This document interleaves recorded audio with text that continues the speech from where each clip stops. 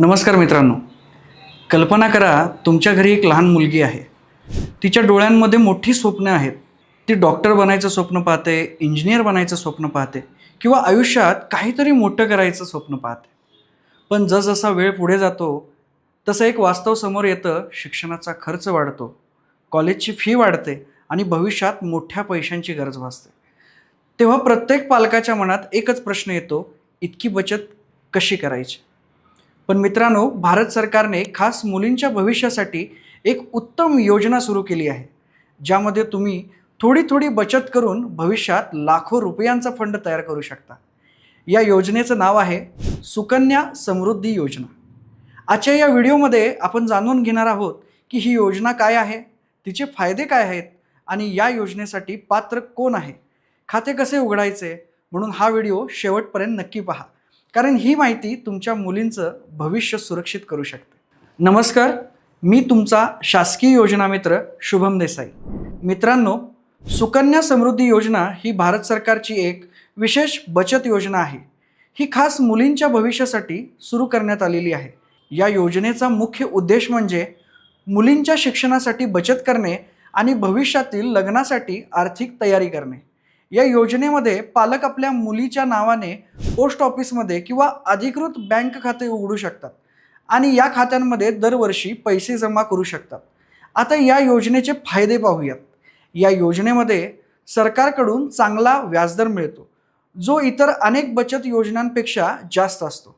त्यामुळे तुमची छोटी बचत भविष्यात मोठी रक्कम बनते. याशिवाय हे पैसे तुम्ही मुलीच्या शिक्षणासाठी किंवा लग्नासाठी वापरू शकता. सगळ्यात महत्त्वाचे म्हणजे ही योजना पूर्णपणे भारत सरकारद्वारे चालवली जाते, त्यामुळे पैशाचा कोणताही धोका राहत नाही. आता महत्त्वाचा प्रश्न, या योजनेसाठी पात्र कोण आहे? जर तुमच्या घरी 10 वर्षाखालील मुलगी असेल तर तुम्ही तिच्यासाठी हे खाते उघडू शकता. हे खाते मुलीच्या नावानेच उघडले जाते आणि एका मुलीसाठी एकच खाते उघडता येते. आता प्रश्न येतो, खाते कसे उघडायचे? प्रक्रिया खूपच सोपी आहे.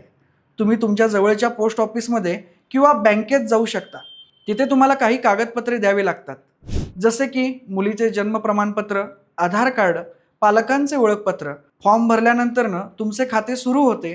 त्यानंतर तुम्ही नियमितपणे पैसे जमा करू शकता. या योजनेमध्ये वर्षाला किमान 250 रुपये जमा करता येतात, तर जास्तीत जास्त 1.5 लाख रुपये जमा करता येतात. ही गुंतवणूक 15 वर्षाकरिता असते. चला एक उदाहरण पाहूयात.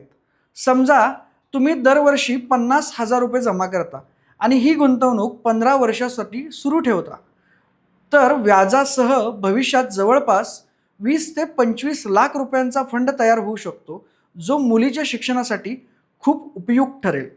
मित्रांनो, आजच्या काळात मुलींचं शिक्षण, त्यांचं भविष्य सुरक्षित करणं हे खूपच गरजेचं आहे आणि त्यासाठी योग्य वेळ बचत करणं ही खूपच महत्त्वाची आहे.